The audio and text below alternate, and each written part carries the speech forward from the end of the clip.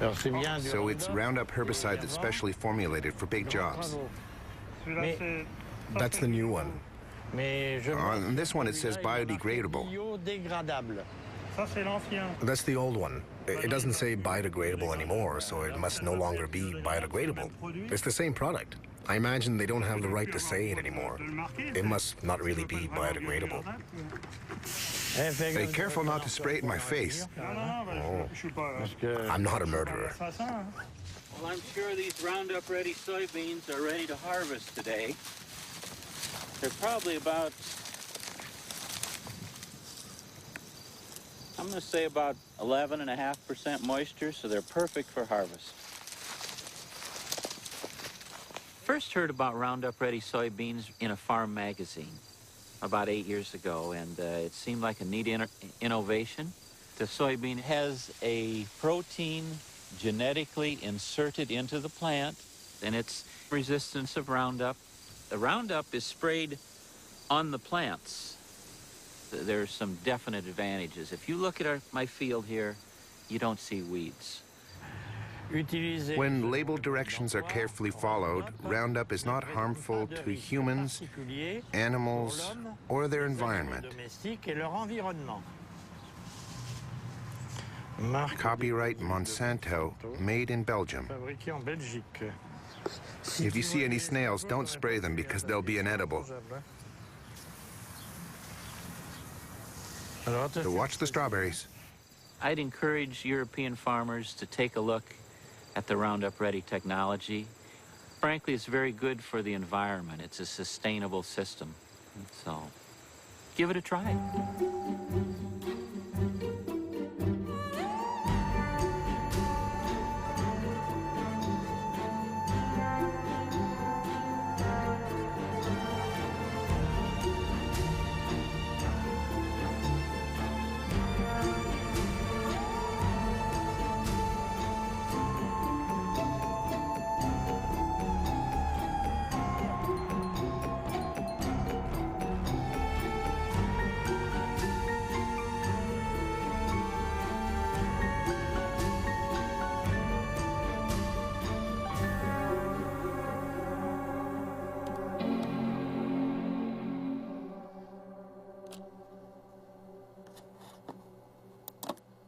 Monsanto.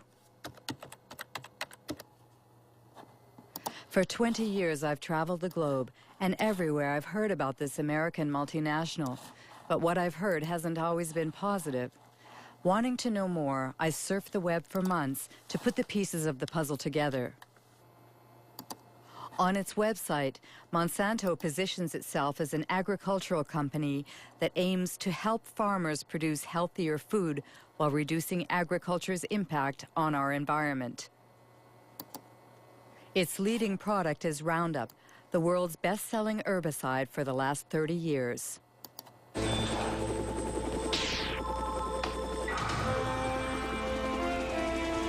One shot, all it takes for weeds, Roundup. Monsanto is also the world leader in biotechnology. 90% of the GMOs grown on the planet belong to them. Most of them have been genetically modified to resist the application of Roundup, like Roundup-ready soybeans.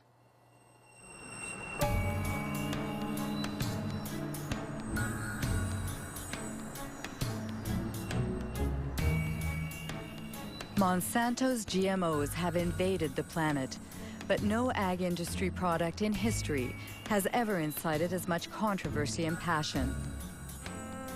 Why? What's at stake with GMOs? And could the company's past shed some light on what the company is or claims to be today? Founded in St. Louis, Missouri in 1901, it was not always an agricultural company. It was one of the largest chemical companies of the 20th century. Chemistry is working for you, and very likely Monsanto is working for you. Monsanto, where creative chemistry works wonders for you. The wonders boasted about in this commercial made Monsanto one of the most controversial companies in the industrial era.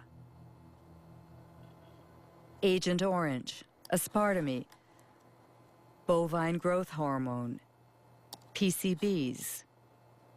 These chemically created oils used worldwide as coolants and lubricants in electrical equipment were the jewels in Monsanto's crown for over 50 years. They were called Arachlor in the United States, Pyrrolin in France, and Clofen in Germany, until they were banned in the early 1980s. Monsanto PCB.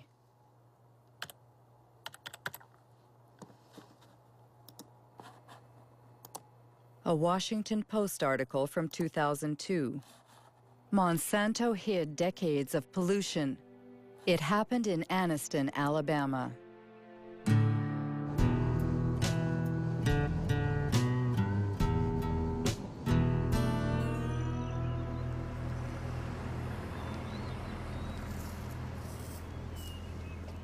Terry was my baby brother. He died in 1971 from a cancer of the brains, or a tumor of the brains, cancer of the lungs, and hurries of the heart. He was 16. In the last 3 years, I have lost more friends. They died from illnesses, cancer, sugar diabetes, hepatitis, all these different ailments that comes with PCBs, and they have been related to PCB. This is Monsanto Road.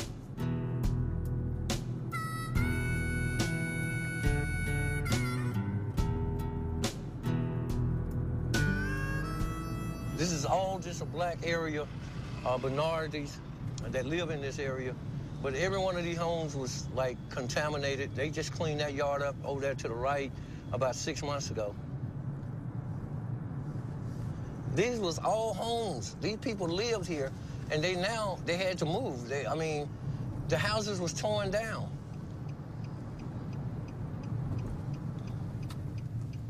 My brother fell dead right around the house. This is the house I was raised in.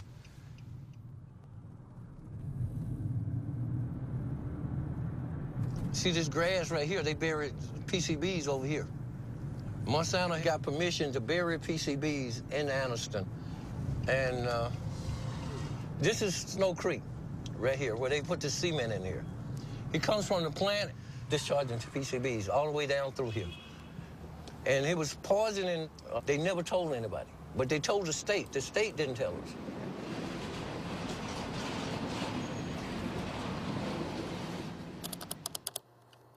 PCB Monsanto knew, but what exactly did they know?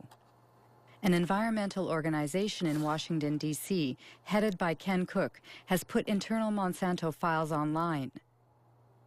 Most of them are classified confidential.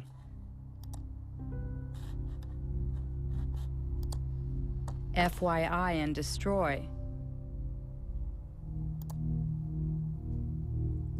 1937, exposure to PCBs provokes systemic toxic effects and acne-form skin eruption.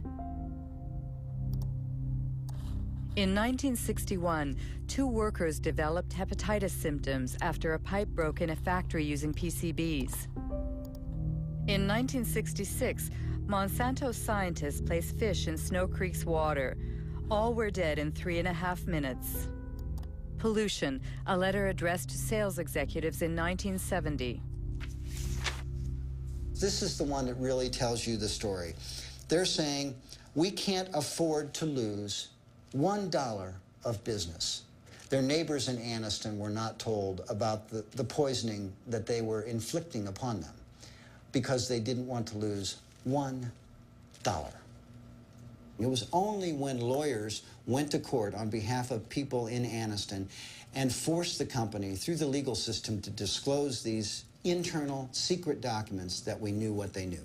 They knew the truth from the very beginning. They lied about it. They hid the truth from their neighbors. They hid the truth, in many cases, from the government authorities.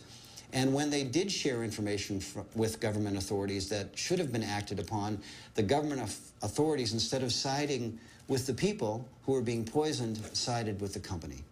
They sided with Monsanto. It was outrageous, absolutely unforgivable.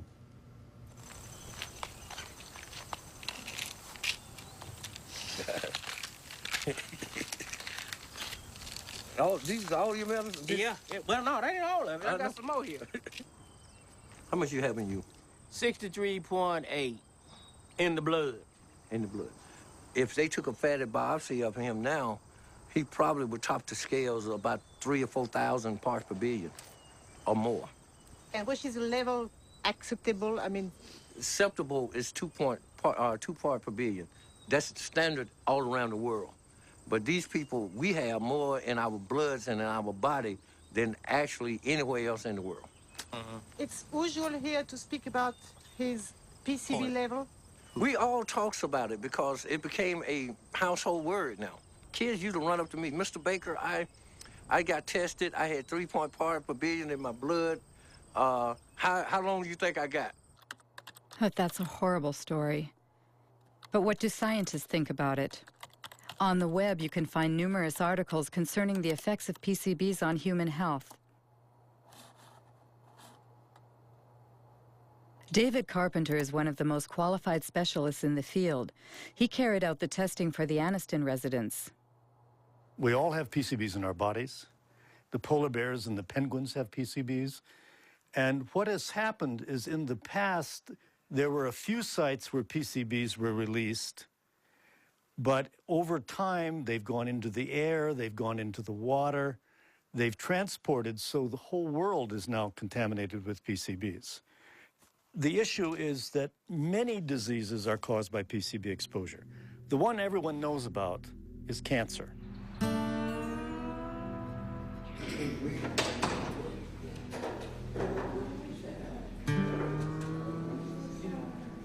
My test results stated that I had 202 parts per billion in my system. Women that get pregnant and have PCBs in their body will have a child with a reduced IQ.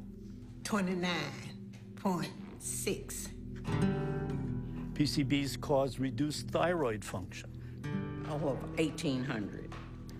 PCBs interfere with sex hormones.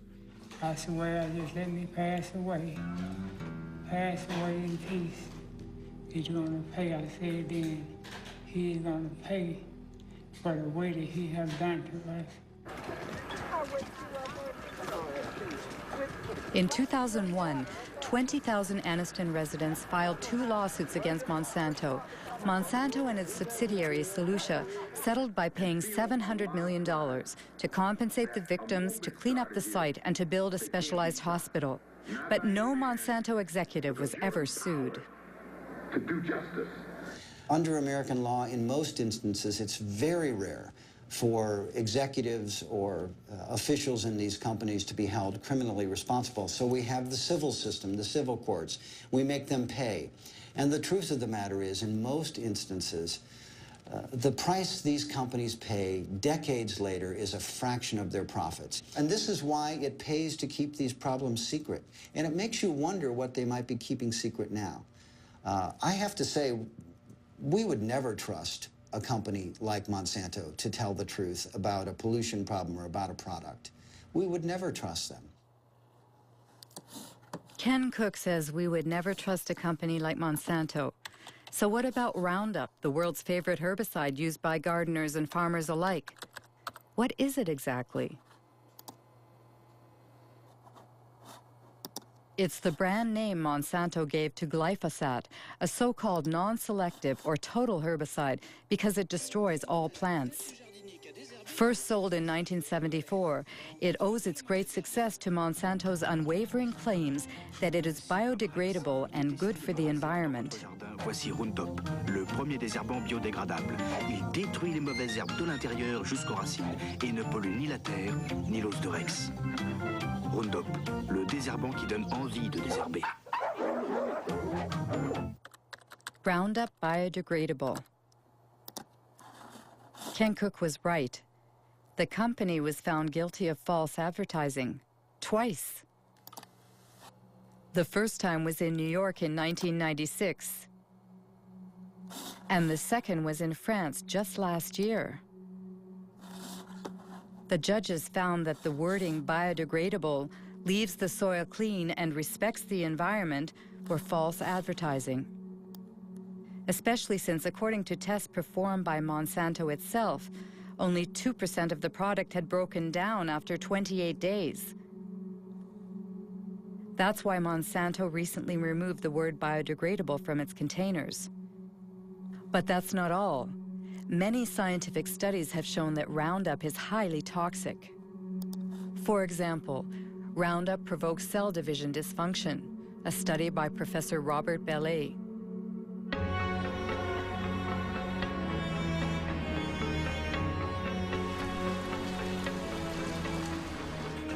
Professor Bellet works for the National Center for Scientific Research and the Pierre and Marie Curie Institute in France. He has studied the effects of Roundup on fertilized sea urchin eggs. The big surprise was that Roundup has an effect on cell division. We saw very quickly that Roundup affected a key process in cell division. Not the cell division mechanisms themselves, but those which control cell division. You have to understand how cells become cancerous. In the beginning, all cells are benign, and then at a certain point, modifications take place in the cells that make them unstable from a genetic point of view.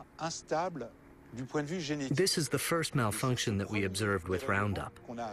It is for that reason that we consider that Roundup provokes the first stages that lead to cancer. We're careful not to say it provokes cancer, because we won't see the cancers develop for 30 or 40 years.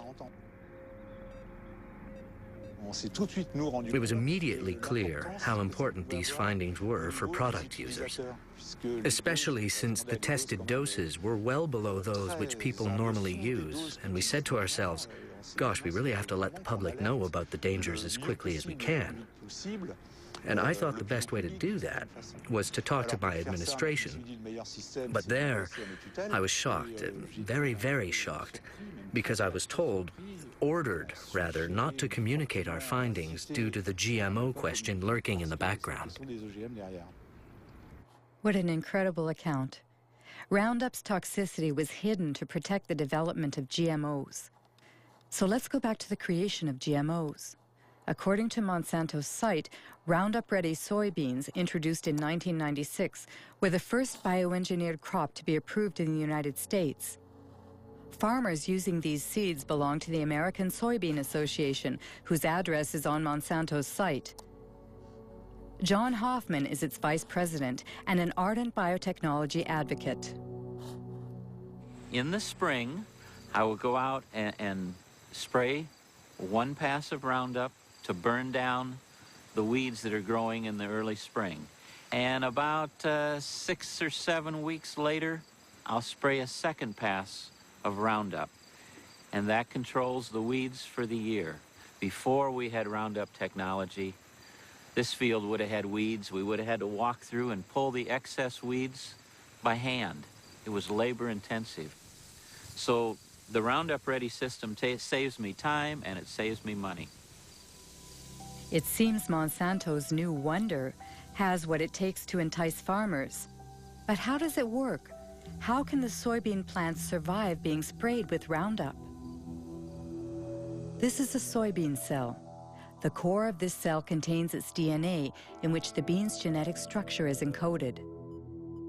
In order to create its GMOs, Monsanto breaks the species barrier using a Roundup-resistant gene harvested from a bacterium. This gene is placed on microscopic particles of gold, which are fired into the soybean cells with a gene gun.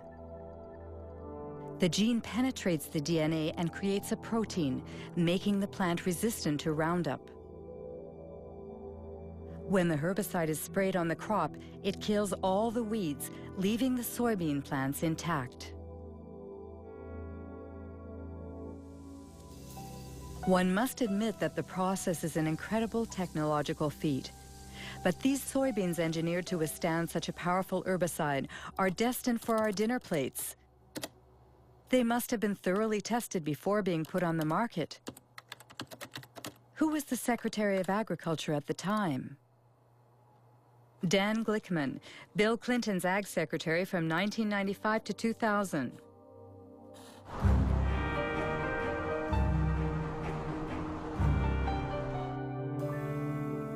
What I found in the early years I was involved in the regulation of biotechnology, that there was a general feeling in agribusiness and inside our government in the U.S. that if you weren't marching lockstep forward in favor of rapid approvals of biotech products, rapid approvals of GMO crops, then somehow you were anti-science and anti-progress.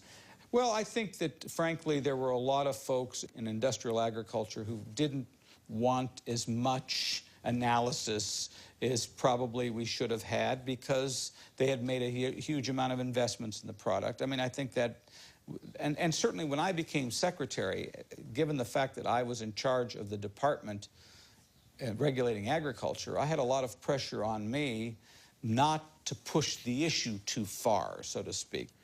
But I would say even when I opened my mouth in the Clinton administration, I got slapped around a little bit by not only the industry, but also some of the people even in the administration. In fact, I made a speech once where saying that we needed to more thoughtfully think through the regulatory issues on GMOs. And I had some people within the Clinton administration, particularly in the U.S. trade area, that were very upset with me. They said, how could you in agriculture be questioning our regulatory regime? In a nutshell, in the United States, the Secretary of Agriculture doesn't stand a chance against the multinationals. But just how are GMOs regulated in the United States? The most crucial policy on the subject was published by the FDA, the Food and Drug Administration, which is legally responsible for regulating the safety of food and medicine. Title: Foods Derived from New Plant Varieties. Date: May 29, 1992. Principle 1. Foods derived from genetic modification are regulated within the existing framework that applied to foods developed by traditional plant breeding. Obviously, the FDA decided not to create a special category for GMOs. For further information, contact James Mariansky, who headed the biotechnology department at the time.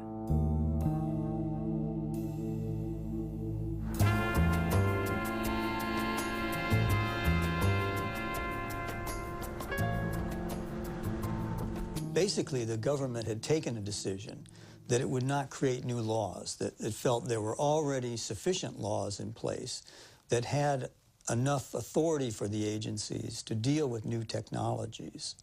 That means the White House asked the agency to write a policy where GMOs should not be submitted to a specific regulatory regime? But it's not based on scientific data. It's a political decision? Yes, it was a political decision. It was a very broad decision that didn't apply to just foods. It applied to all products of biotechnology.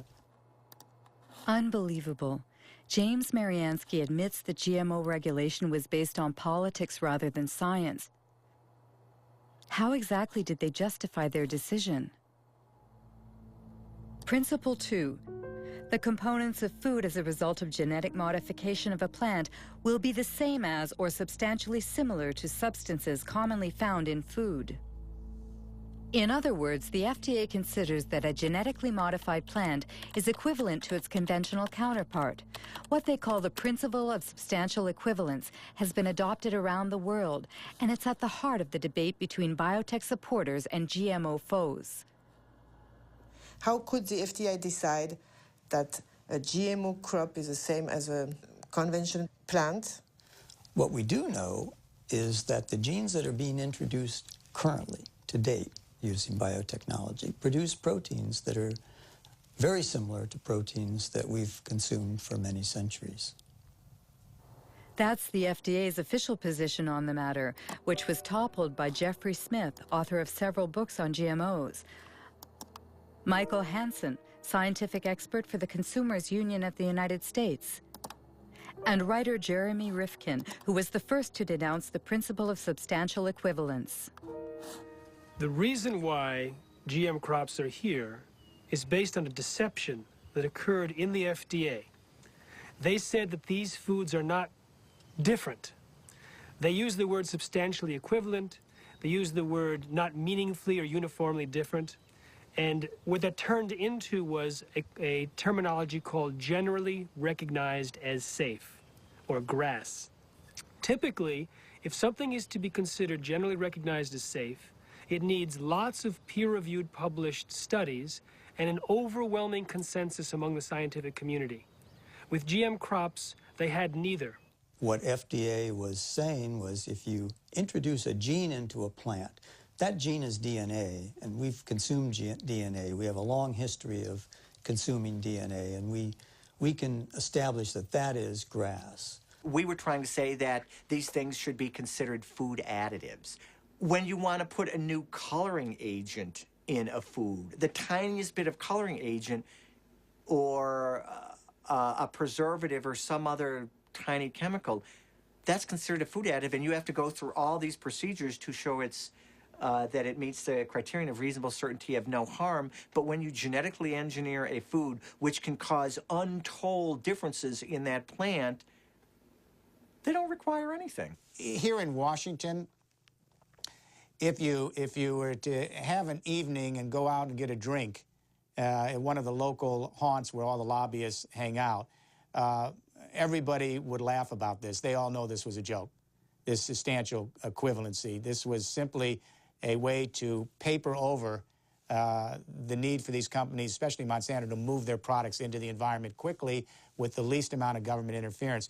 And I should say they were very, very good at getting their interest expressed.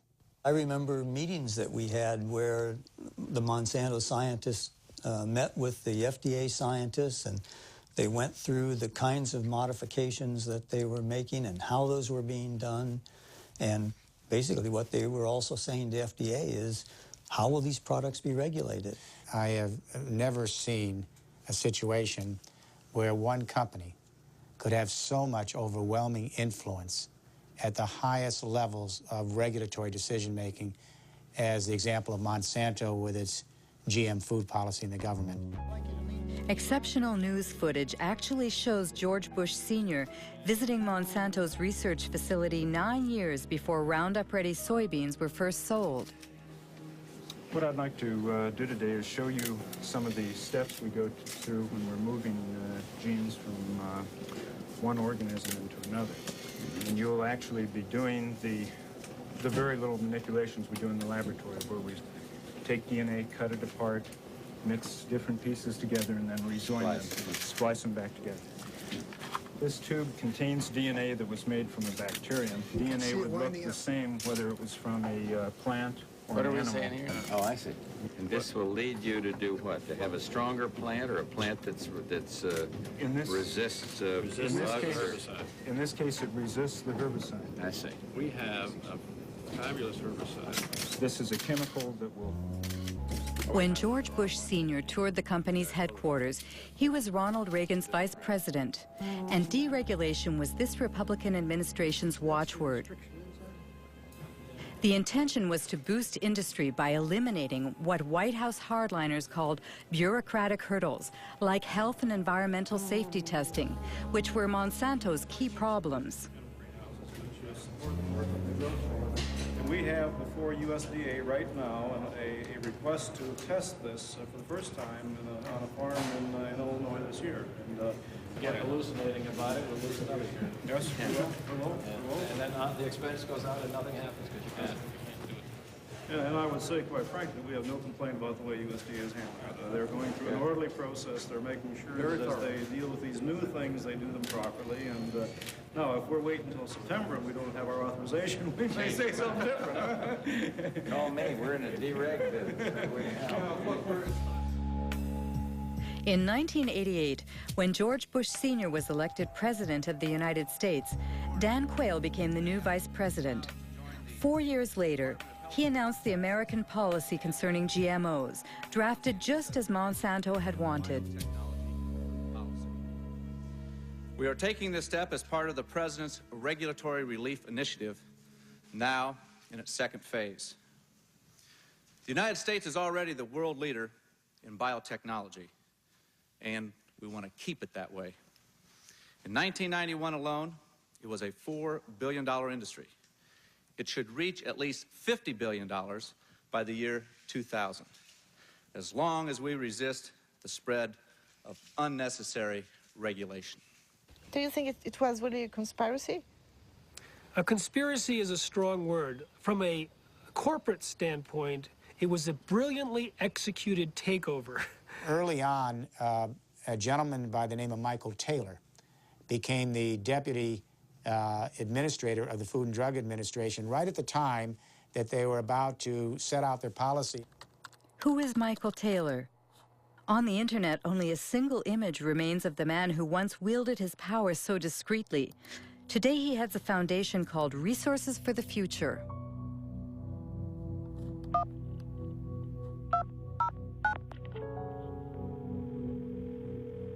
Hello, Marie-Monique speaking. Hello, it's Mike Taylor.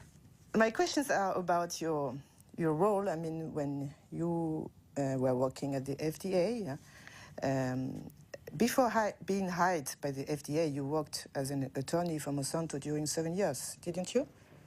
Well, I was a partner in a law firm of which Monsanto was a client, and I worked on some Monsanto matters, yes. And apparently, if I understood well what I read, the FDA created a new position for you, Deputy Commissioner for Policy? Well, because there was a special need at that time at the FDA because of the new GMOs. It had nothing to do with GMOs. Nothing at all to do with GMOs. I wasn't the author of these policies, but that's just false. He moved over to the FDA in July of 1991. Up until that time, he was at a law firm called King & Spalding. His personal clients included not only Monsanto, but the International Food Biotechnology Council. And he had drafted for them a proposal for how they would like to see genetically engineered foods regulated. And if you look at the proposal that was written for IFBC, that was Michael Taylor's, with the final one that was published, it looks very, very similar. So if he didn't write it, it looks like somebody took what he wrote and changed it slightly for the policy. Mr. Taylor was the deputy commissioner at the time, and he provided the leadership for the project and served as the chief, the sort of the lead policy person in terms of making sure that the project got done. So Monsanto played that game very well, both the political game and the regulatory game. They played a key role in bovine growth hormone in getting that thing approved, and also in how genetic engineering was dealt with. Michael Hansen has just mentioned bovine growth hormone. What's that? It's a transgenic hormone that's injected into cows, increasing dairy production by 20%. It would be an understatement to say that it had critics. The hormone threatens our health. Deadly poison. Manipulation. Call RBGH for a recombinant bovine growth hormone. Monsanto began selling it to dairy farmers in 1994 under the brand name Posilac.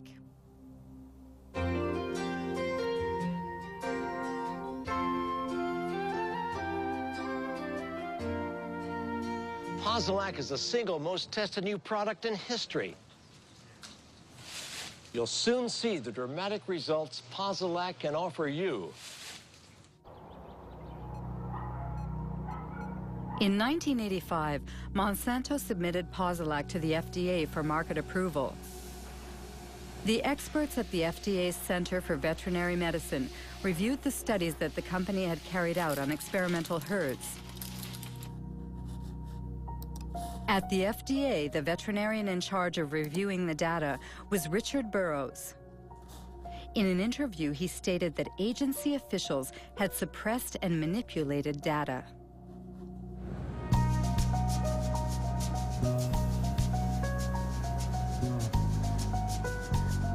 The data that they came in with lacked a lot of insight into the dairy industry. They didn't ask crucial questions about these diseases, and that is mastitis, which is infection of the mammary gland, and reproductive problems. So when the first data came in and that was missing, I said, all right, guys, you need to go back and get information. So that set it back probably 2 or 3 years. Did you warn the FDA about your concerns? They pretty much just sidetracked me. They pulled in, my boss pulled in other people that were closer to him, and I saw less and less of the data. Even the things I had asked for to be done, I didn't, like the mastitis studies, I never really got to see a lot of that because they figured, well, if you're in the way, we'll get you out of the way.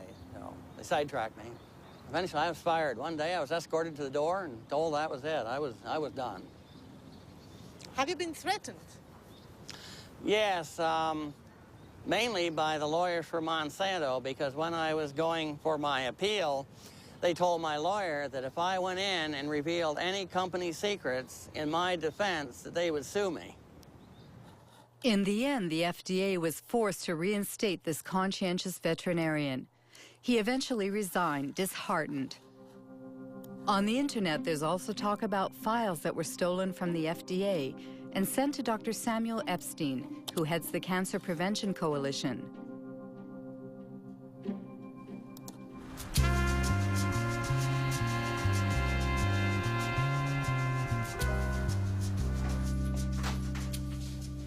In 1990, Samuel Epstein published an article in The Milkweed, the standard for dairy reporting, edited by Pete Hardin. The scoop was based on the secret documents that the two men scrutinized. One morning, I came in, I think in October of that year, I came into my office and found a great big box of documents.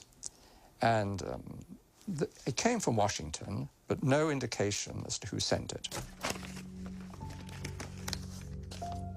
This was a box of files of all Monsanto records which had been submitted to the FDA on the veterinary tests in the preceding 6 years or so. Well, this was great fun. Many of these documents are original documents, and as it says here, company confidential. It contains confidential information which may not be reproduced, revealed to unauthorized persons, or sent outside the company without proper authorization. As an investigative journalist, that's the kind of stuff I like to report. Revealing this information made Monsanto and FDA very, very angry, because what we were able to establish is that there were dramatic physiological changes in the animals that received the shot, the hormone shots, compared to their control group peers.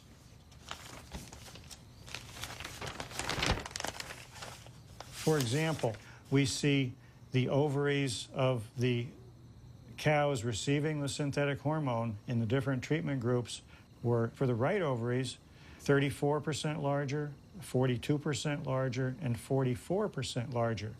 Elsewhere in the stolen files, it shows how there were severe problems with the reproduction of these treated animals. The data is conclusive. We provided the data, the raw data, and summary data, is peer-reviewed data not done by us, to support the submission. Every health authority who has looked at bovine somatotropin has found that it is completely safe for consumers. For Monsanto, the hormone is not only safe, it is actually beneficial for consumers. Because the chemical composition of the milk is not altered as a result of Posilac, the manufacturing and taste properties do not change. It's untrue or lie, whatever adjective you want to use. It's a very different product. It's a very, very different product in many, many ways.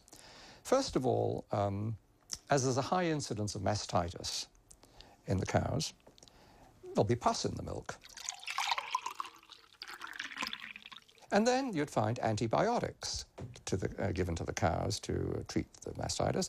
So a wide range of antibiotics would be in the milk.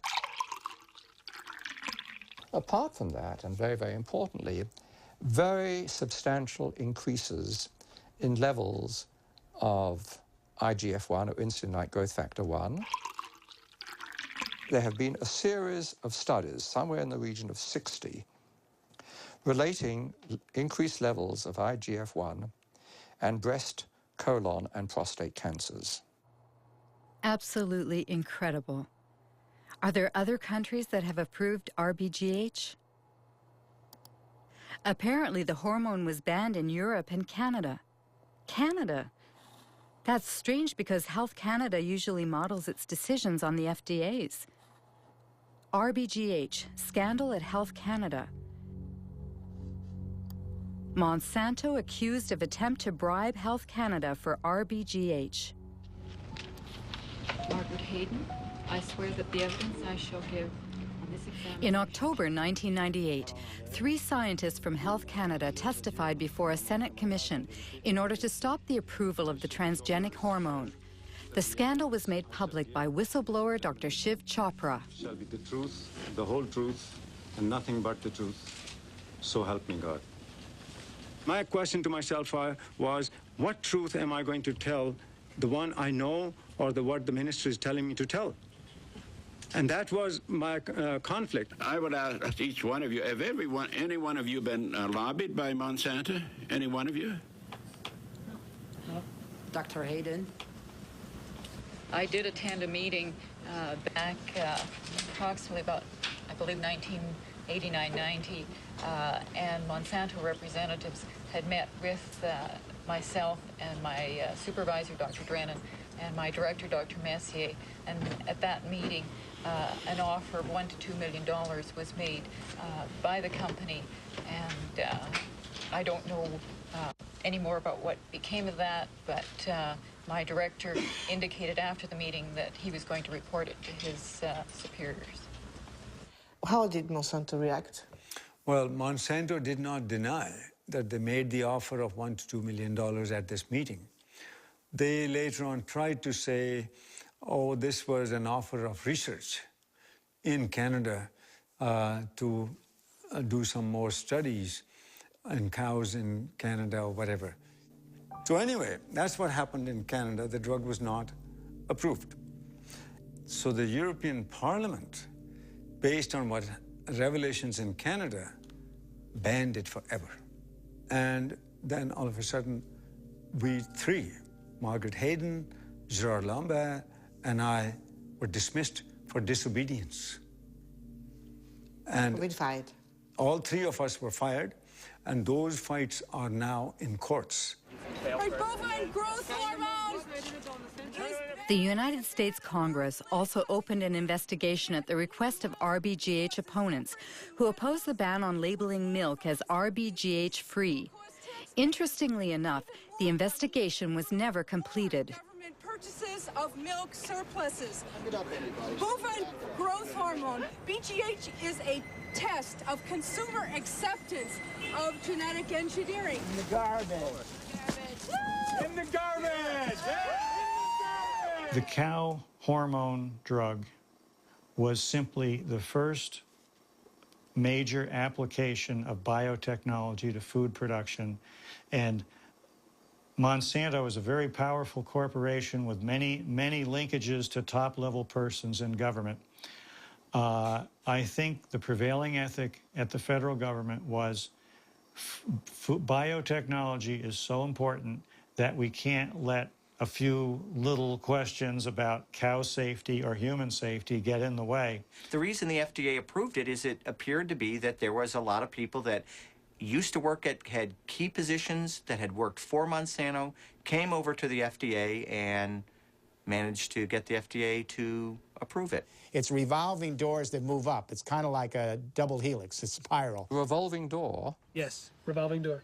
The revolving door is not just in agriculture. It tends to be in many, many areas. Donald Rumsfeld was the CEO of Searle, which was a Monsanto subsidiary. The former U.S. Trade Ambassador, Mickey Cantor, ended up on Monsanto's board.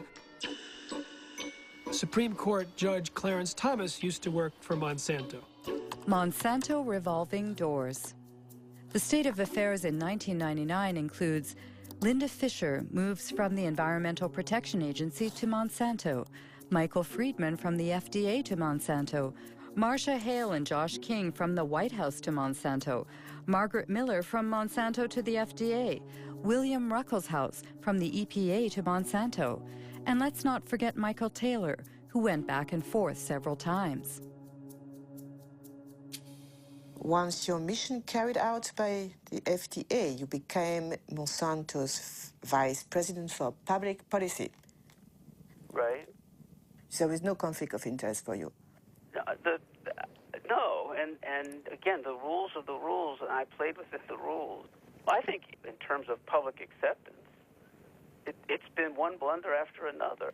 If you're trying to have a strategy for having the public understand and accept the new technology, having the first application of it be related to milk, which we already have more than we need, it created, it helped create a climate of suspicion.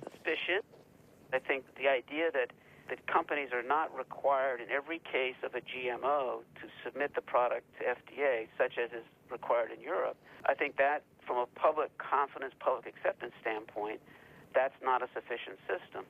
I personally have said that Congress should change the law. Congress should create a mandatory notification system that ensures that every product is looked at by FDA and that FDA makes a safety judgment about every product. That's some very compelling testimony. It seems that Michael Taylor has qualms about the policy he signed in 1992. What about the FDA's own scientists? Was there a consensus on the GMO regulations? FDA documents show they ignored GMO safety warnings from their own scientists, written by Steve Drucker.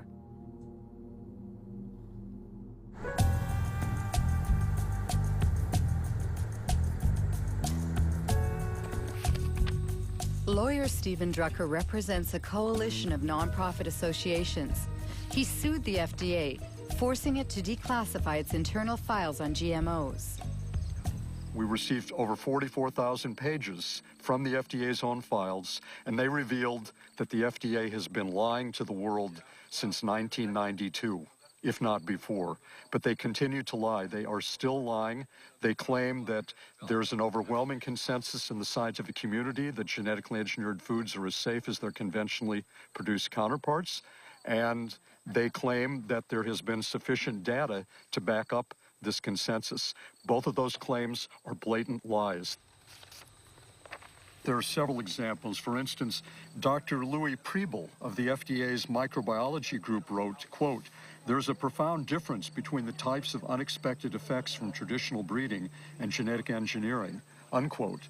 Then Dr. Priebel added in his memo that some of the aspects of genetic engineering may be more hazardous.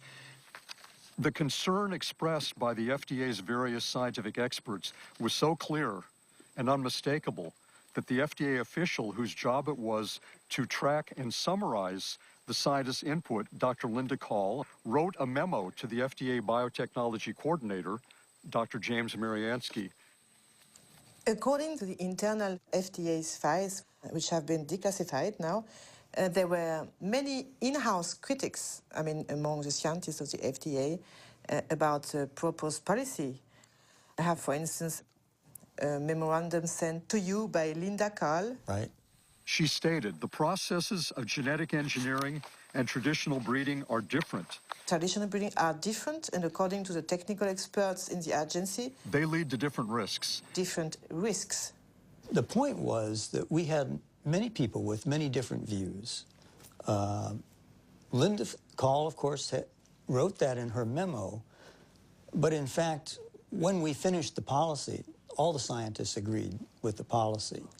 Now, FDA, of course, looked at the use of genetic engineering and has no information that simply the use of the techniques creates products that differ in safety or quality. Even before the consistent warnings in the memos from the FDA's own scientists, the FDA had very clear warning because the very first genetically engineered food supplement that came to market in the United States caused a major epidemic. Do you remember what happened in 1989 with L-tryptophan? You remember? Yes. It was a bioengineered amino acid. We know very well what's amino acid and... Right. That killed dozens of people and made hundreds and hundreds sick. It caused an epidemic of an unusual disease called EMS. Right. And how many people died? Right, but we have many... 37, and more than 1,000 people disabled. You remember?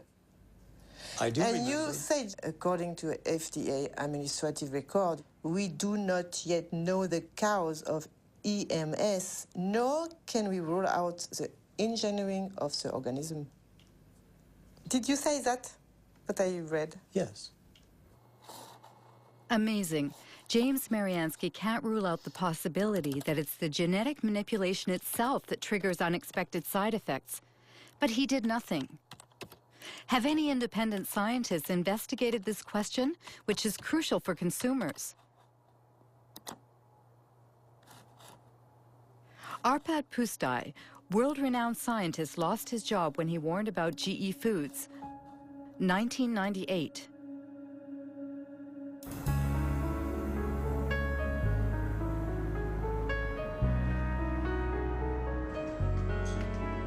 Arpad Pustai worked for the Rowett Institute in Scotland. At the Ministry of Agriculture's request, he led a study on genetically modified potatoes with a budget of over €2 million and a staff of 30 researchers to prepare the arrival of GMOs in Great Britain. We were all enthusiastic about it. I was enthusiastic about it. The ministry thought that if we did this study, looking at all aspects, then it would be an endorsement of GM. And when they introduce it, they would say that the foremost laboratory in Europe, nutritional laboratory, had looked at them and they found them all right. Arpad Pustai specializes in lectins. These proteins function as an insecticide protecting plants against aphids. Rowett scientists had created potatoes that were resistant to aphids and into which they introduced a snowdrop gene, which produces the lectin in question. Beforehand, they verified that in their naturally occurring state, lectins themselves do not pose a health risk. The genetically modified potatoes were tested on rats. It had twofold effects. First, it started to increase a proliferative response in the gut. And that you don't like because this is possibly, I'm not saying that it is cancerous, but what it does, it can have an adjuvant effect on any chemically induced tumor. The other thing is the immune system was certainly got into high gear. And that was, we don't know whether it's good or bad, but it certainly did recognize the GM potatoes as alien. And we were convinced that this insertion is causing the problem and not the transgene. As I said, the transgene, when we did it in isolation, even at 800-fold concentration didn't do any harm. It was a very important point because the American FDA is going on by about a neutral technology. And what we did say and what we did publish was actually corroborated, confirmed that it was not the transgene which was the problem, but it was the technology. While the first shipments of genetically modified soybeans were arriving in Great Britain, Arpad Pustai's superiors authorized him to be interviewed by the BBC.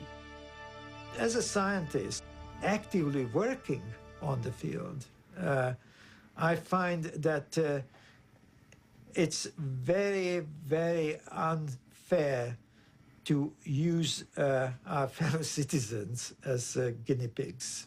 They will never forgive me for that. Monsanto did see the importance of our findings. Don't worry about it. Even before the broadcast went out, they already knew because the Scottish Crop Research Institute did get a lot of money from Monsanto, and they were not slow to understand the implications.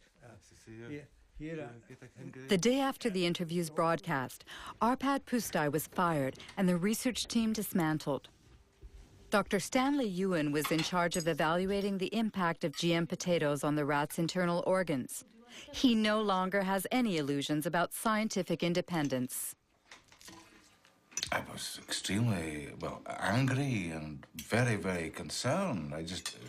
It's like your whole world is disappearing under your feet. What's going on? But you see, they start to discredit Stanley as well. It's not just Arpad and me. Stanley was made to retire and he was discredited at the university. As well? Oh, yes. Oh, yes. It was very hard indeed. Monday, it was wonderful work. Tuesday, it was rubbished. I had one or two ideas of what was happening, but a very imprecise idea until 8 years ago, almost exactly, I was at a dinner dance. And next to me at the top table was someone from the road called Dutteroy, who happened to say, I said, isn't it awful what's happening to Arpad? Yes, he said, and did you not know that there were not one, but 2 phone calls from Downing Street to the director?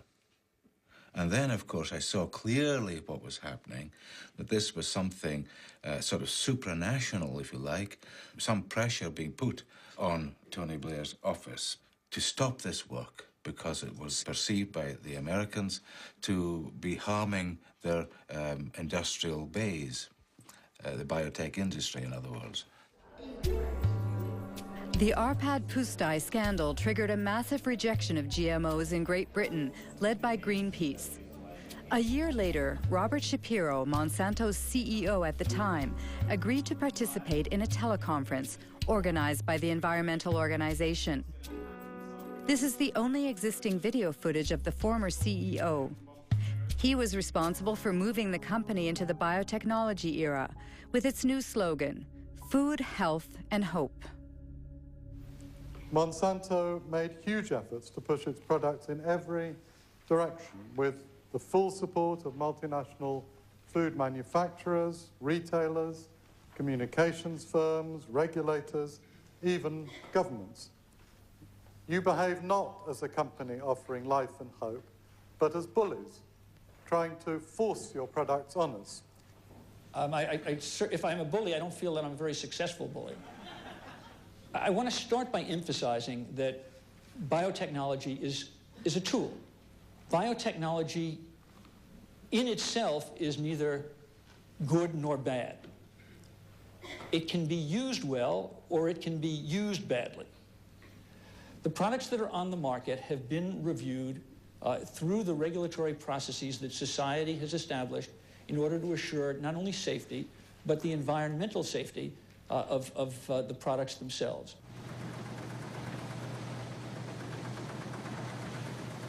After 10 years on the market, Roundup-ready soybeans account for 90% of all the soybeans grown in the U.S. In fact, 70% of the food in American stores contains bioengineered elements. Unlike Europe, consumers cannot make an informed decision because GM labeling is forbidden, a direct consequence of the principle of substantial equivalence. You know, I've got a soybean in my hand here, and I can eat this soybean. It's very safe, very safe. I think FDA is confident that the soybean, in terms of food safety, is as safe as other varieties of soybean. How is the FDA confident about that? It's based on all the data that the company provided to FDA that was reviewed by FDA scientists. And so it's not in the company's interest to try to design a study in some way that would mask results. How can James Mariansky be so sure? If I type in Monsanto falsified scientific studies, I get 174,000 hits. Among them, a report from the EPA of the United States. Monsanto accused of falsifying studies concerning the carcinogenicity of dioxin.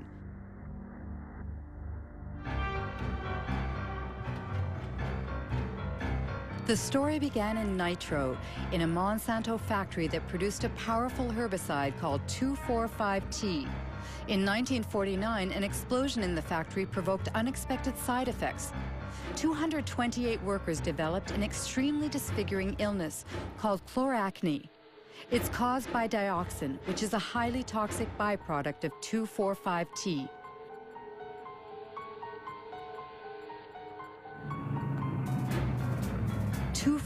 T was the main ingredient in Agent Orange, the defoliant used by the U.S. Army during the Vietnam War. During the war, 40 million liters of Agent Orange, containing 400 kilograms of pure dioxin, were sprayed on trees in southern Vietnam. 3 million people were contaminated, including thousands of American soldiers. Even some 40 years after the end of the war, dioxin continues to claim more victims. We know today that this poison provokes cancer and serious genetic malfunctions.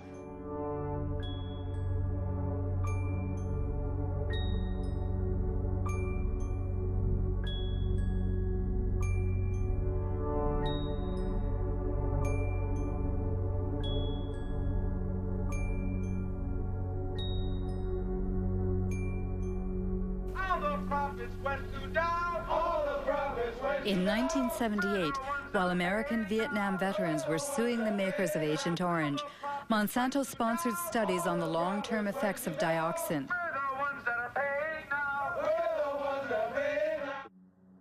The company paid scientists to compare the health of workers who had been exposed during the nitro plant's accident 30 years prior to the health of non-exposed workers.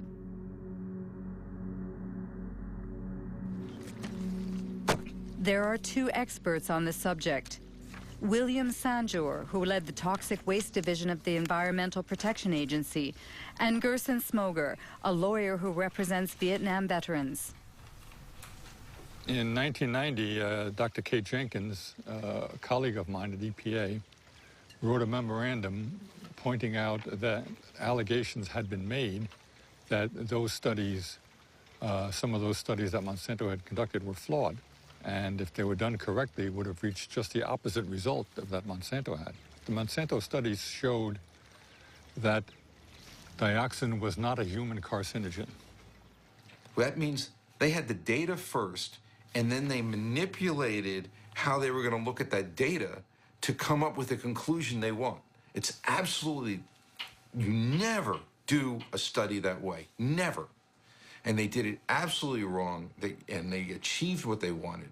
And it came out later that there were people that had cancer that in one of these two studies were listed as being exposed to dioxin. And the same 5 people in another study were listed as not being exposed. When you put all these cancers into the unexposed, then it looked like the unexposed people were getting as much cancer as the exposed. And they said, but there's no difference. See, they're the same.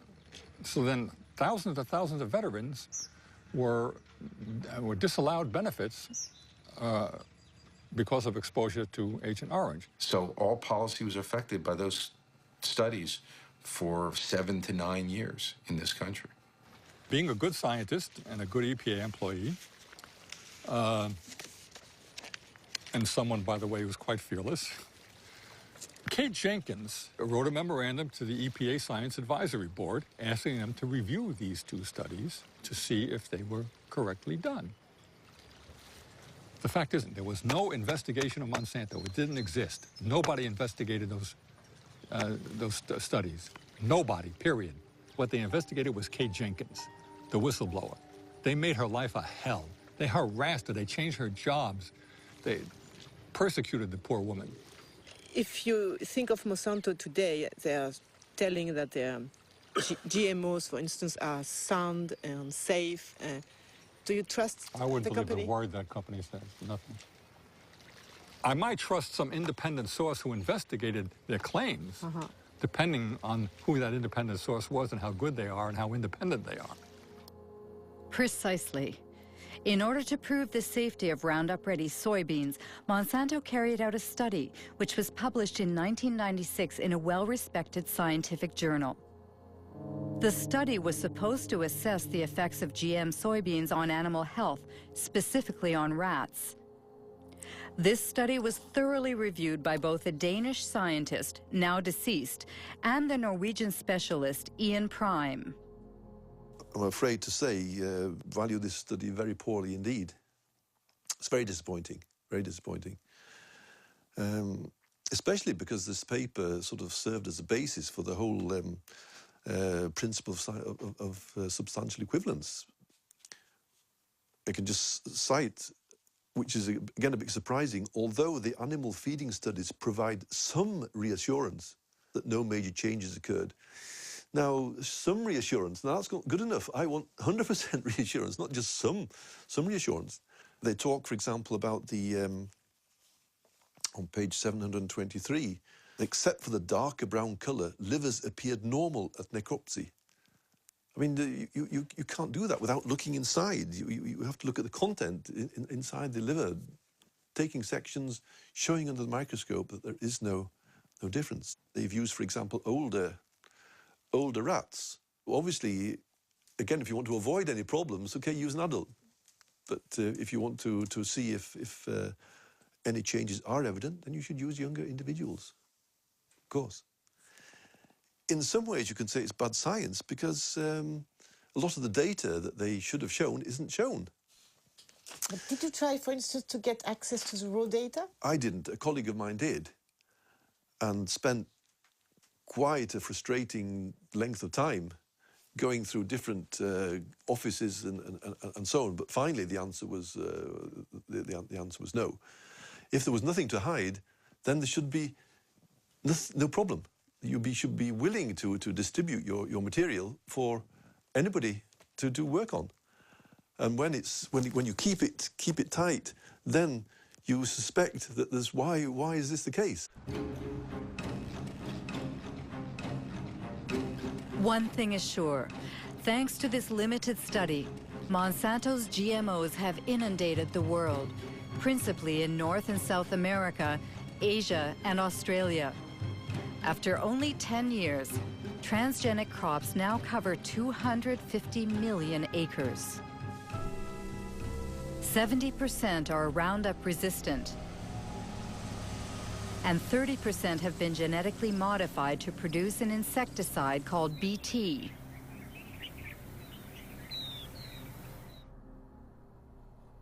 Since 2001, the company has published a yearly document titled The Pledge Report, a kind of ethics statement in which Monsanto tries to justify its business practices. At the heart of the opposition to GMOs is the subject of patents. This is what Monsanto calls their intellectual property, which are supposed to protect their investment. In North America, every farmer who buys bioengineered seeds must sign a technology agreement in which the farmer promises to respect the company's patent on the modified gene.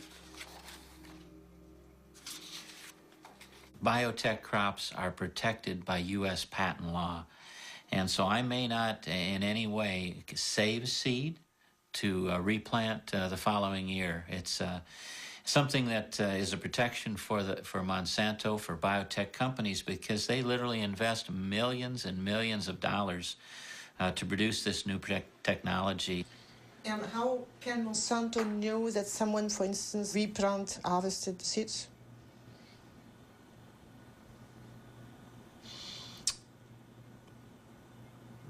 I'm not sure how to answer that. No, how they would know if someone replanted seed. That's a good question for Monsanto. The question is so touchy that Monsanto prefers to circumvent it by making glorious promises. In cases of unintended appearance of our proprietary varieties on a farmer's field, we will surely work to resolve the matter to the satisfaction of both the farmer and Monsanto.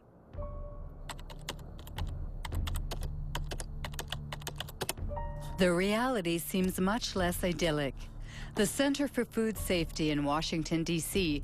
published a study on farmers sued by Monsanto for having not respected its seed patents. It found at least 100 lawsuits and many bankruptcies. Among the victims, Troy Rush, an Indiana farmer.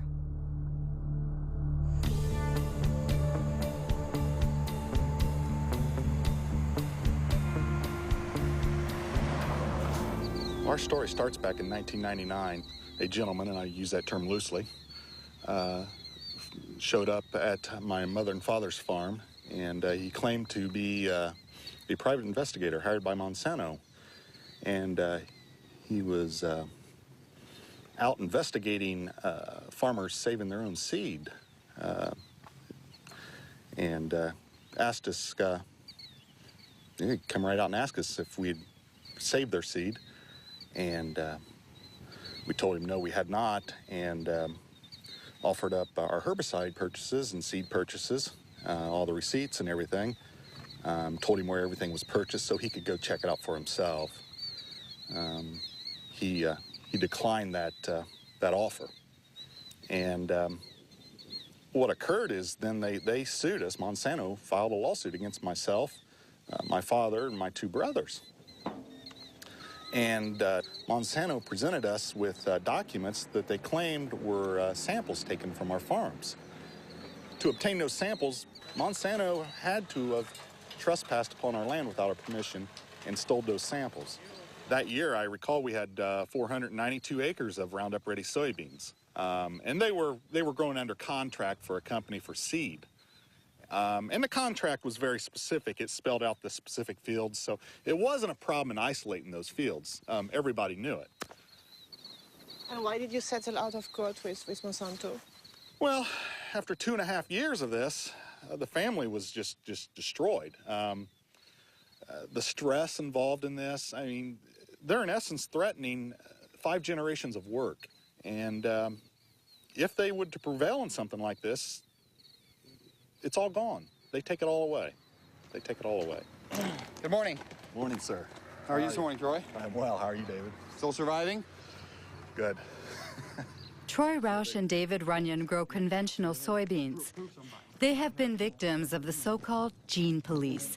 Created by Monsanto to enforce its law in the fields, the gene police sow fear in rural America, where farmers denounce the totalitarian methods used in a GMO-dominated world. I have some pictures here for you, Troy, I'd like you to look at. Okay. Here's what I have done, Troy, to help prevent re-entry on my farm of anyone coming onto my farm. Summer, it was in July of 2003, and they came, it was the latter part of July, they came to my house. It was like 7 p.m. Who came? Monsanto employees. And they presented me a business card. And they asked me a few questions about the kind of soybeans I plant, the kind of corn I plant, where I market my crops. And so I said, okay, that's the end of the conversation. Yeah, patents have changed. They've changed everything. It revolves with a relationship of trust with neighbors. That is gone. Myself, I probably only have 2 farmers that I talk to that are close to me. Are they really afraid, the farmers? Of course they're afraid. You can't defend yourself against these people. They've created a little industry that serves no other purpose than to wreck farmers' lives. Of course they're afraid. Does it mean that you're afraid, for instance, that the neighbor can snitch on you? Yes. Yes? Yeah. Yes. All you have to do is dial 1-800. Dial 1-800 Monsanto. Or no, I'm sorry, 1-800 Roundup. I remember encouraging farmers to call this toll-free number and turn their neighbor in. And why does Monsanto do that? Well, the reason they do it is control. Seeds? Yeah. They want to control the seed. They want to own life. I mean, this is the building blocks of food we're talking about. They are in the process of owning food. All food. Between 1995 and 2005, Monsanto acquired over 50 seed companies throughout the world.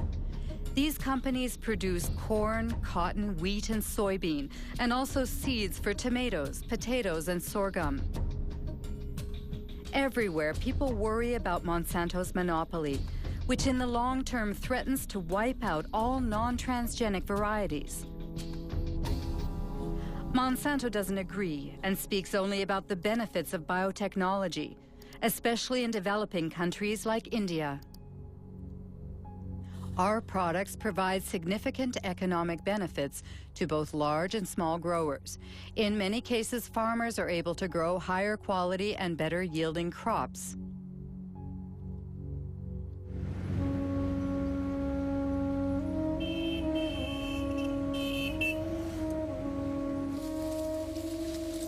India is the world's third largest cotton producer.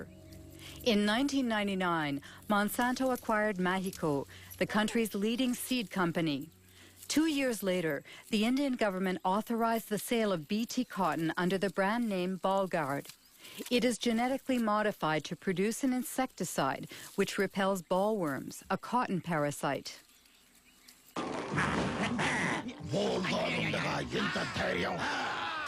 బోల్గాడ్తో రాత్రి పగలు రక్షణ చూసారా బోల్గాడ్ శక్తి యొక్క వాగ్దానం spray తక్కువ లాభం ఎక్కువ బోల్గాడ్ ప్రతి విత్తనాలు కాయదులుచు పురుగులతో పోరాడే శక్తి. Since 2001, Kiran Sakari and Abdul Gayam have been closely following the transgenic cotton grown by small farmers in the Warangal district. Every year, the two agronomists publish a report comparing bioengineered cotton with conventional cotton in terms of yields and production costs. In 2006, the harvest was ravaged by a disease that affects transgenic cotton. This is a Bollgard field. We can see some of the rhizoctonia affected plants. You see, if you remove the bark of a healthy plant, it won't be like this, like threads. See, it's a classic example of rhizoctonia infestation. The farmers, they said they have never seen that.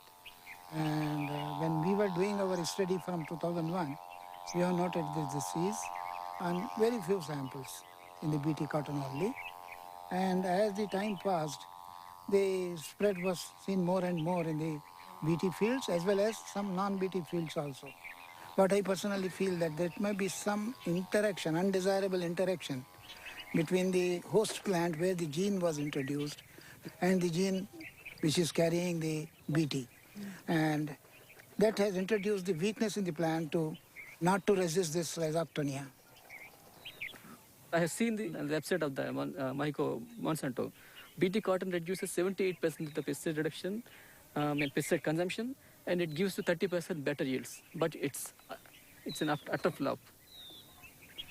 After 90 days, invariably you have to spray for bollworms, even on the BT cotton. How do you explain that so many farmers are buying BT seeds? See, presently the option is is getting narrower and narrower to the farmer. During the current season, even farmer wanted to go for non-BT. There was no non-BT hybrid seed available in the market.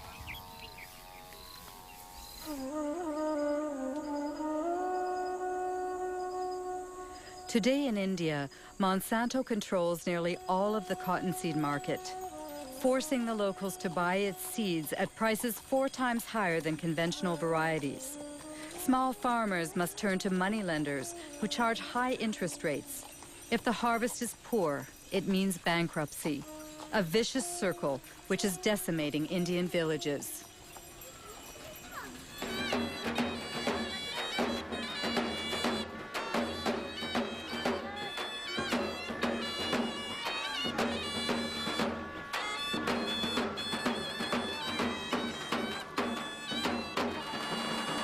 आज जी आपल्या इथं आत्महत्या झाली ती कशामुळे झाली BT cotton. BT cotton अजून काय कारण होतं कर्जबाजारी वय काय होतं 25 हा ही consumed pesticide 1 litre pesticide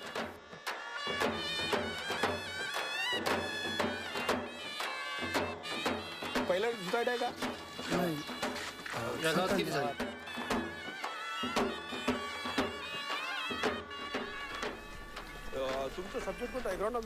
Tragedies like the one we've just witnessed occur 3 times a day in the Vidarbha region, where BT cotton was introduced in 2005.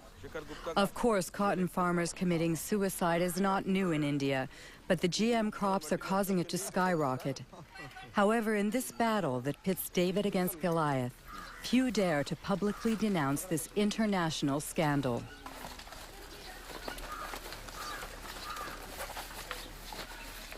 This is Vidarbha's rice growing belt. So if you see, the minimum suicides are there. But this is the cotton growing area. The result of the BT cotton is, the first year 600 suicides from June 2005 to 2006. Second year, still today, within 6 months, 680 suicides. So it's a disaster. It's a complete disaster, yes.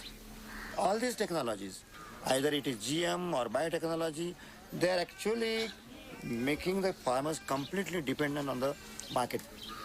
Because not only that you have to pay more for the seed procurement, but you have to fertilize it.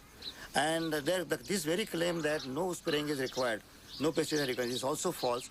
When Monsanto claims in advertising that GM crops are adapted for small farmers, what do you think it's? Our experience shows that it is completely false. It's completely false. It's a lie.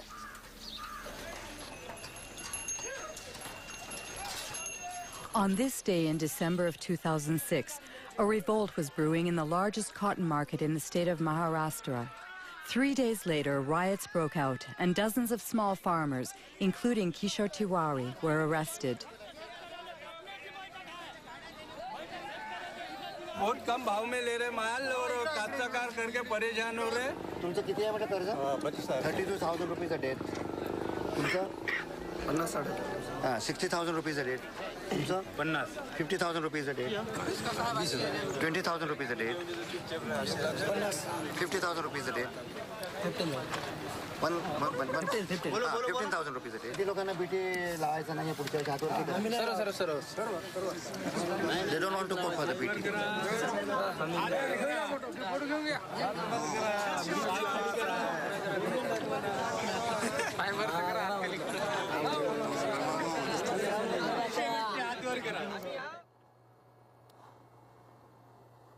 Seeds of Suicide is the title of a book by physicist Vandana Shiva. She won the Alternative Nobel Prize and heads the Navdana organization, which aims to conserve traditional seeds.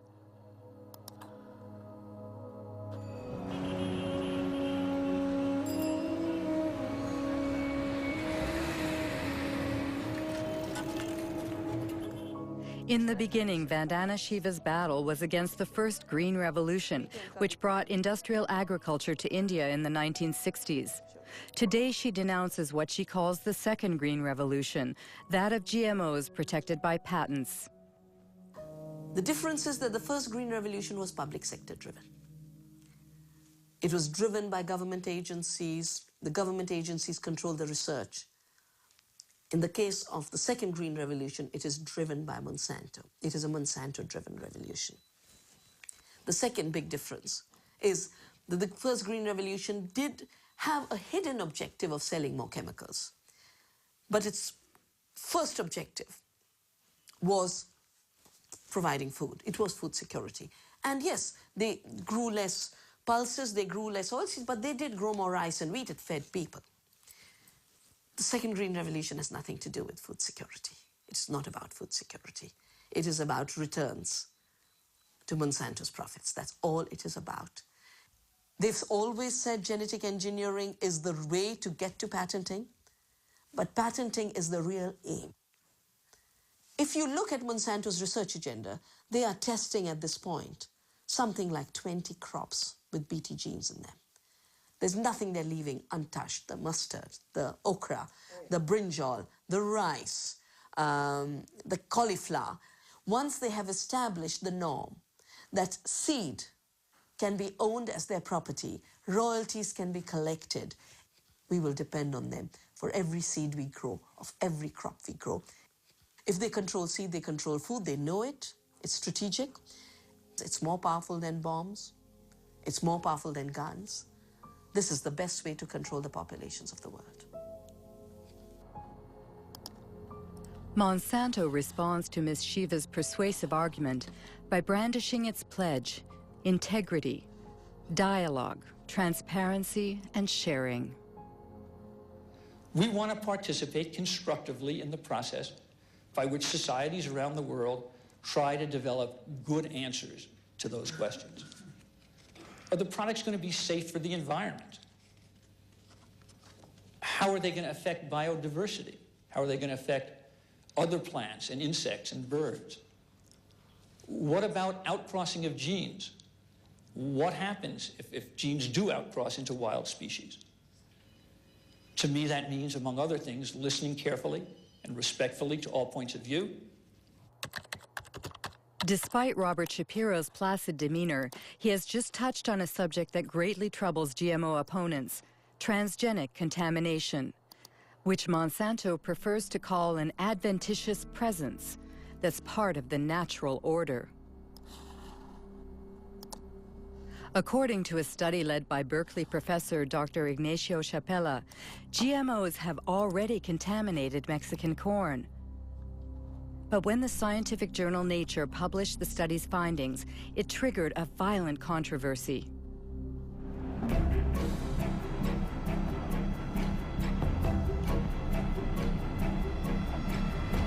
I had been working for 15 years with indigenous communities in Oaxaca, in Mexico, and they had been developing the capacity to analyze their environment themselves.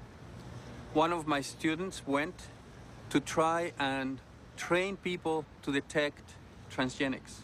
We brought with ourselves a positive control. That was a can of corn from the US that we knew was transgenic, and we were looking for a negative control. And we thought the best negative control is going to be corn from the local places, because we all believed that was the cleanest, the most well-preserved source of corn in the world. So the surprise came when we looked at these samples and we discovered that the samples that we all believed would be non-transgenic had already transgenic DNA within them. It was a very big surprise for us to discover that these land races of corn that were kept by people locally and supposedly maintained over 10,000 years had already been reached by transgenic contamination, mostly from the US.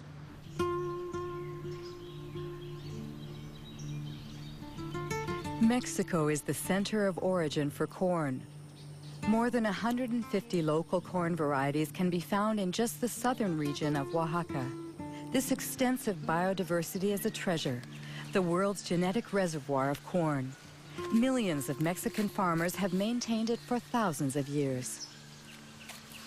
This corn is for the family? Yes, only for the family. We use it to make tortillas. This year is a good size, so we'll save it as seed for next year's planting. You don't buy your seeds? No. You exchange them? Yes, it's our ancient barter system.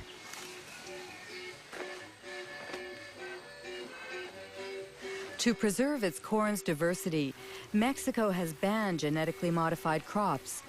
However, due to the NAFTA free trade agreement it signed with the United States and Canada, Mexico cannot stop the massive importation of American corn, 40% of which is genetically modified.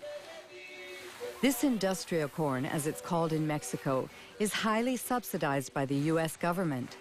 So on local markets, it costs half as much as traditional Mexican corn.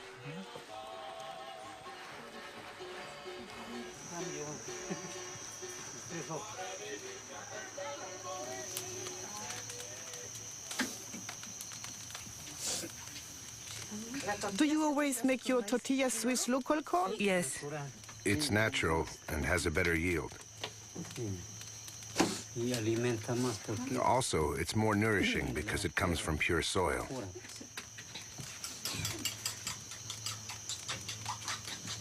That's blue corn. In the past, my ancestors only planted this kind of corn. Today, we maintain it as well. It existed before the Spanish conquest. Yes, there's another kind of conquest. What's a new conquest?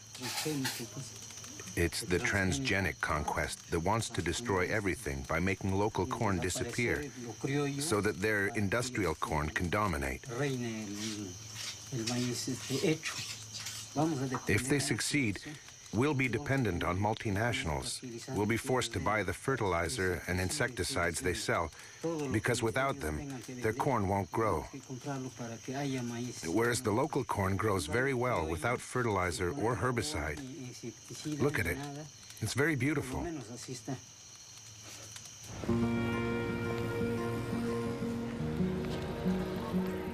Ignacio Chapela's article provoked a violent reaction in Mexico. Since then, the National Ecology Institute has confirmed the contamination of Mexican corn.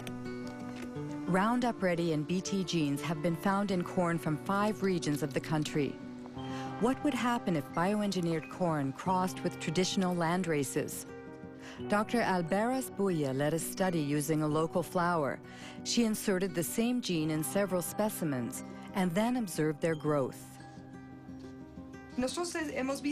We observed that 2 plants, strictly identical from a genetic point of view, in other words, they both have the same genome, the same chromosomes and the same transgene.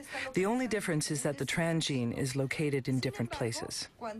And well, once they grew, these plants presented a phenotype. That is to say, flower shapes that were very different. Some have flowers that are identical to their natural counterparts, like here, 4 petals with 4 sepals, but others have abnormal flowers with abnormal hair or strange petals. In addition, some are completely monstrous. The only difference in all of these plants is the location of the transgene, which was inserted randomly. Why is that worrisome? In Mexico, once the transgenic corn seeds have been released into the environment, it's very likely that the transgenes will insert themselves into the genomes of the local Mexican varieties. It's an unavoidable phenomenon, because corn plants cross naturally by wind-blown pollen. Given that, we fear that the genetic resources of traditional corn will be uncontrollably affected.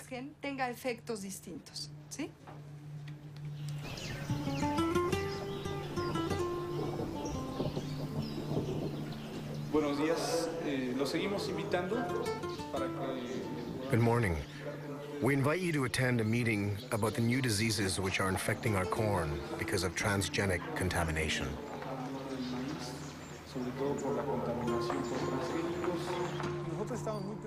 Aldo heads an organization of indigenous people. For 2 years, he's been leading an information campaign in Oaxaca communities, where Elena Alberas' fears have already been confirmed in the fields. I'm going to show you some photos of some corn plants that we took in our region of Sierra Juarez.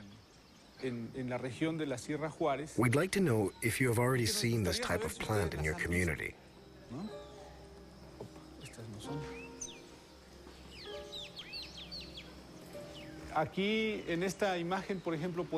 You can see that some very strange things are going on.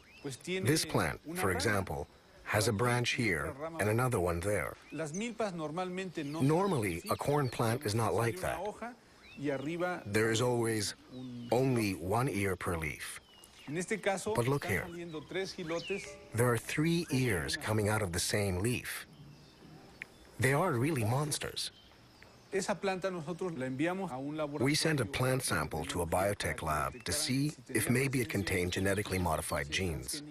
Unfortunately, the test came out positive. Usually, we see these types of plants along the roadside or in people's yards. It's possible that people buy corn in a shop and they drop some kernels while walking. Some kernels germinate. This is how traditional corn became contaminated.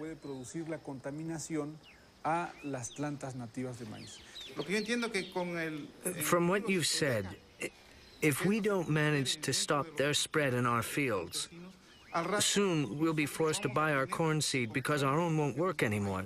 That's very troubling. What should we do? First of all, if you find a strange plant, you should immediately remove its stamen, because that's where its pollen comes from. In any case, you must be very vigilant in monitoring your plants.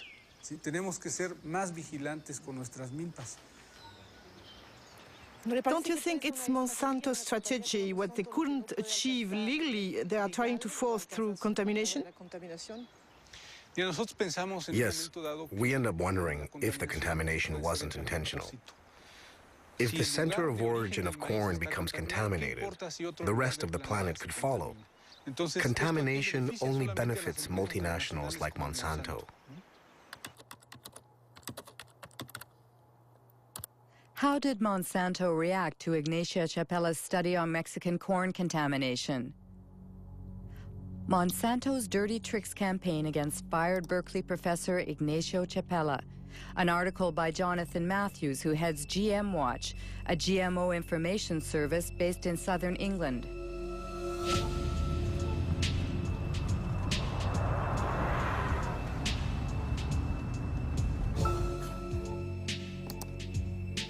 According to Jonathan Matthews, Ignacio Chapella was a victim of a campaign launched on AgBioWorld, a pro-GMO internet site.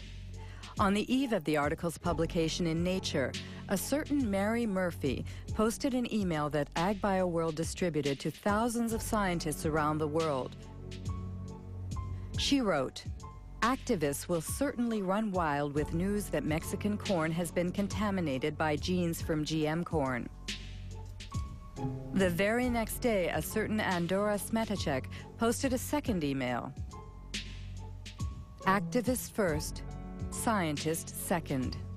It's totally a smear campaign, and this is what happens over the first couple of days. You get Murphy and Smetacek coming in, then others come in, and they say, we have to campaign on this. We have to inundate Nature. We have to go to the editor of the journal, and we have to say this research isn't valid. Smetacek and Murphy, we'd been tracking them for some time and trying to work out who they were. In the case of Smetacek, we could look at the technical headers on the email. It says received from, and then we've got an internet protocol address. If we go off to a website registration site, now all we have to do is just to copy that IP address. Organization name, Monsanto Company, and based in St. Louis. Then Mary Murphy left behind details that enabled us to track who she was. So if we look here at the information that appeared, posted by Mary Murphy, and then we get the IP address bw6.bivwood.com. When we found that that was the original name of a PR agency called the Bivings Group, we quickly found out that on their client list was Monsanto, that this was an internet PR firm for Monsanto. That means fake scientists. What dirty tricks? Yeah, no, we're talking very dirty tricks here. Yeah, I mean, there's no ethics at all in what's going on here. It shows an organization that is determined to push its products into countries around the world, and it's determined to destroy the reputation of anybody who stands in their way. Jonathan Matthews' accusations were covered in the British press, but Monsanto chose to ignore them. As it continues its unrelenting rise, the company defends its vision of a transgenic world that will resolve the problems of famine and the environment in perfect harmony. Practical experience clearly demonstrates that the coexistence of biotech, conventional, and organic systems is not only possible, but is peacefully occurring around the world.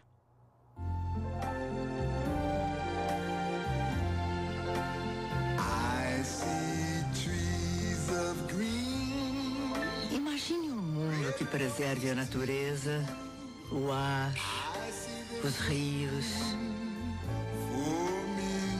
onde a gente possa produzir mais com menos agrotóxicos, sem desmatar as florestas. Você pensa num mundo com transgênicos.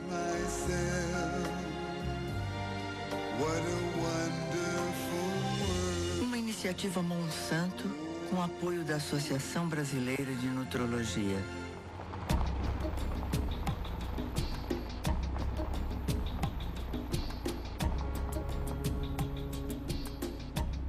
A transgenic world already exists in South America, where 100 million acres of Roundup-ready soybeans were planted in 2007. Their conquest started 10 years ago in Argentina, the only country to have officially authorized transgenic crops. Since then, GMOs have mysteriously spread to neighboring countries, like Brazil and Paraguay seen here. In 2005, Paraguay finally legalized these smuggled crops to save their soybean exports to Europe, where labeling GMOs is obligatory. In reality, for the Ministry of Agriculture, the deed had already been done. We had to authorize GMO seeds because they had already entered our country in a, let's say, unorthodox way. Do you know how transgenic seeds entered the country? Through the black market or smuggling? We don't speak about the black market, but about the blank sack, because these are the seed sacks that have no official markings. Did Monsanto play a role in this seed contraband? It is possible that the company, let's say, promoted its varieties and its seeds, and as I told you, the government had to react after the fact to authorize what was already a reality.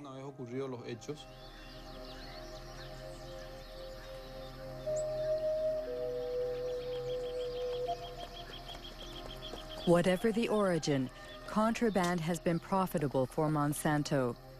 As soon as the crops were legalized, the company obtained the right to collect royalties on each ton of soybeans the country produced. Just like in Brazil. Since then, there has been no let-up in Paraguay's deforestation and the expulsion of many small farmers who refuse to relinquish their small plots of land. Jorge Galeano leads a small farmers organization which is fighting against the progression of what he calls the green desert. What we have here is an example of a GM extension of soybeans. In fact, it's a monocrop that destroys everything in its path. Before here, there were fields containing everything that a family needed to live. Plants, trees, manioc, corn. Do you think that a GM crop can coexist with the crops of the small farmers? No, we are sure it can't. There are two incompatible models that can't coexist.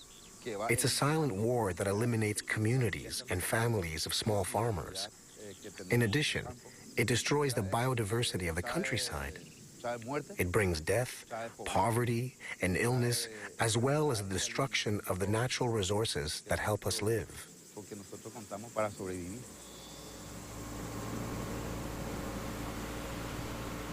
Today, Roundup is sprayed all over Paraguay by plane or mechanical spreaders driven by unprotected farm workers.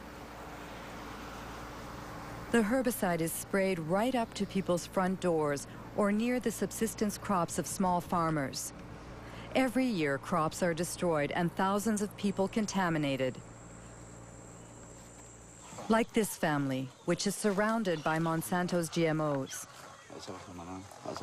The parents are worried about their son Pedro because every day he has to cross the soybean fields to sell his mother's homemade corn tortillas.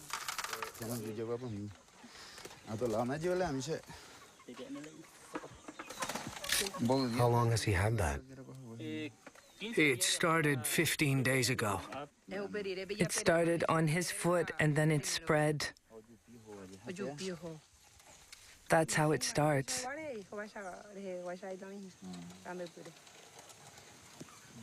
Does he have a headache?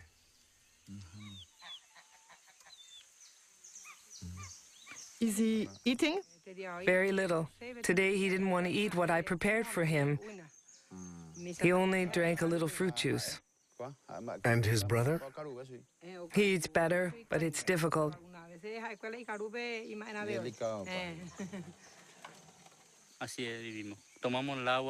That's the way we live.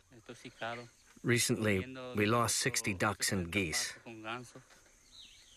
They took a few steps, and then they fell down, dead as doornails. They spray deadly herbicide over there. And when it rains, the water streams down here, and since ducks live in water, that's the result.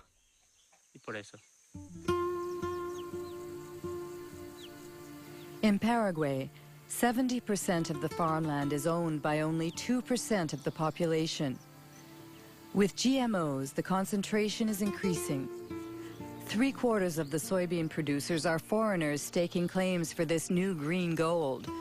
The ban on animal-based feed after the mad cow epidemic and the recent biofuel craze have caused soy prices to soar, triggering a rush to round up ready crops. According to the last census in Paraguay, each year 100,000 people leave rural areas to live in urban slums. An estimated 70% flee Monsanto's genetically modified soybeans, which are destined to feed Europe's chickens, cows, and pigs. We are going to talk about the production model of GM soybeans promoted by Monsanto. It's a true multinational company. It's everywhere in the world. Its objective is to control all of the world's food production through farmerless farming.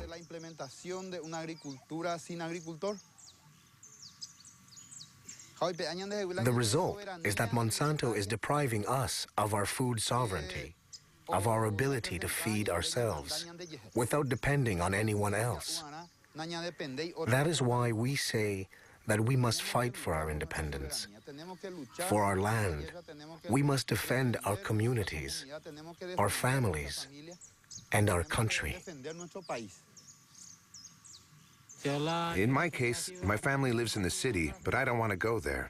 In the city, you have to buy everything, even food. Here, whatever we grow is ours. We can eat whatever we want, but in the city, you can't. If you don't have money, you have to search for food in garbage cans. I'd like to add that these families' struggle to survive touches all of us. In 2007, Monsanto employed 18,000 workers in 50 countries. In 2007, its stock prices continue to rise, and its profits have reached $1 billion.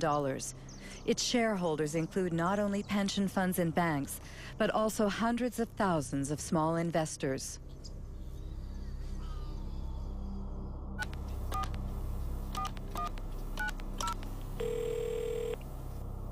Chris Horner. Hello, Christopher Horner. I'm Marie-Monique Robin from France. Yeah, we appreciate your persistence in asking, but we've had several conversations internally about this and have not changed our position, so there's no reason for us to participate. Our suspicion is that it would not be positive.